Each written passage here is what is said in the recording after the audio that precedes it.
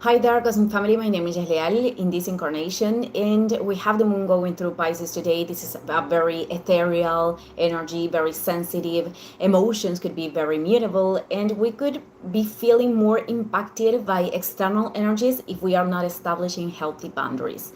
Beyond this, Saturn entered direct in Pisces today. I left a video the other day, but we will continue to talk about Saturn the next week. And tomorrow, November 29th, we have the last opposition between Venus in Scorpio and Uranus retrograde in Taurus, plus Mercury direct. I have difficulties to speak today, so well. Uranian and Piscean energy, even they are very different, they share this thing that we could be feeling a little bit ungrounded. So I always recommend practices. I felt like this today to descend to the body, movement, contact with the earth, the feet on the grass, because that really helps us. It seems to be silly, but it helps us to be more present in the things that we need to do in our daily tasks. And Uranus is very synchronical with downloads of light that are descending from higher worlds, higher dimensions. It is new information, renewal that is impacting us also in a biological, physical, and material level. That is Taurus. So what happens is that if we haven't created that space, whether inside or outside, if there is something that is blocking the circulation of that entering energy, we could feel not well, we could feel anxiety, and the physical body could express to these things.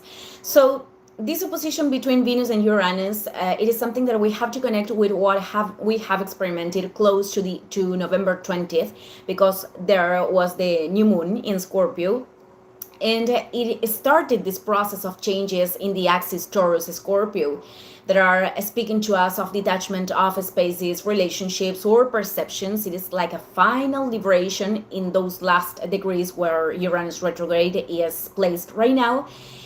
So a new and very different cycle can be opened towards 2026. Tensions in fixed signs and in its shadow, they present a lot of resistance in the face of changes. And even if this has been the experience since 2019 in the Taurus area of our natal chart, I mean, many people has been adapted to these Uranian breakthroughs. Some people could still put a lot of opposition, even if that creates suffering, because it is part of the learning. It is part of understanding that attaching ourselves to whatever thing right now is not producing evolution, it is not going to feel well, because the soul wants to continue to walk forward. So talking about Venus, many people could be experimenting this in the relationship level, in the relational level. Not for everyone. We are talking about a romantic relationship. Let's remember that everyone on the outside could be a mirror of something that we need to liberate, that is reflecting what we need to liberate. And for some people, could be other thing, like an space, something that gave stability, a job, an experience that is making the impulse to change. It is also important to clarify that for a group of people, this is about making a clean cut, a clean break, especially in relationships where what is sustaining them is the emotional and physical attachment, where there is dynamics of drama, control, and possessiveness, which are the shadows of Venus in Scorpio. Dynamics that are destructive and that are preventing to oneself, to give oneself the value, because in those cases people are sustaining situations that are far away from reflecting what we truly value or want for our lives. So in other cases, because Mercury is about to be direct, it is still retrograde. In some days, in a few days, it is going to make the third and last opposition with Uranus retrograde in Taurus. It is going to reactivate this tension. So could be the liberation of an ancient resentment, past experience, the liberation of something that is creating discomfort right now to continue the process.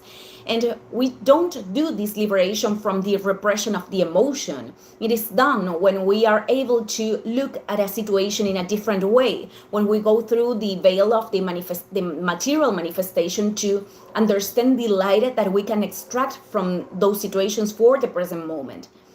If a person had an imbalanced act that continues to impact you emotionally, we have to understand that that situation, that many times we unconsciously take ourselves to situations that are going to show us the shadow, but once we can integrate that, we are going to discover that there is a benefit, perhaps very hidden. For example, let's suppose hypothetically that a person was kicked out from his or her job, and apparently there weren't reasons for that, but if the person goes inwards and is authentic with himself or herself, discovers that perhaps that space didn't have purpose, or even there was a dynamic of energetical abuse very typical of the shadow of Scorpio, or what the person was doing was only giving the sensation of stability, false stability.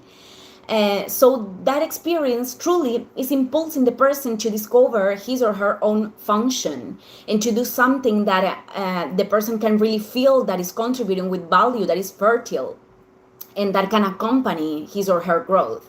So keeping with this line, perhaps what we need to let go of doesn't respond to a specific decision, but a perception that is creating the sensation that everything is stagnated, the lack of connection with life, or that is creating barriers to recognize what is valuable in us that we can contribute to our own lives, to relationships, or to society.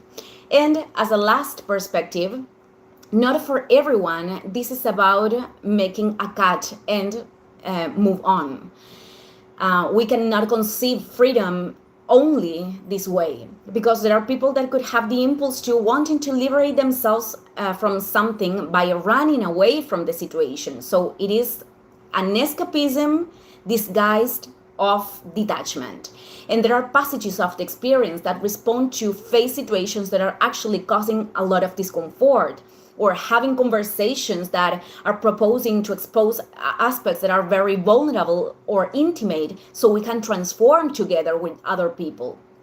Always, I'm talking about safe spaces, spaces where the other person has the capacity to assume emotional responsibility, because if not, we are exposing to the damage. It is the attachment pretending to be resolution. So coming back to this concept, so the solution, it is not always to let go of. We also have to know how to stay and to deal with what can actually lead us to transformation, even if we have to make contact with very intense emotions or deep fears. Or, in some situations, there could be circumstances that generate a lot of rejection, that are making us feel like controlled by something, and that we cannot force them to be different, because if we can be open to the higher purpose of that, the change comes in addition, when we are ready to move forward to another thing. But many times it is the fear to not being able of freeing oneself what produces wanting to force a situation on the outside, when it is an experience that actually is modified from the inside. Thank you, everyone. See you in the next video. Ciao, ciao.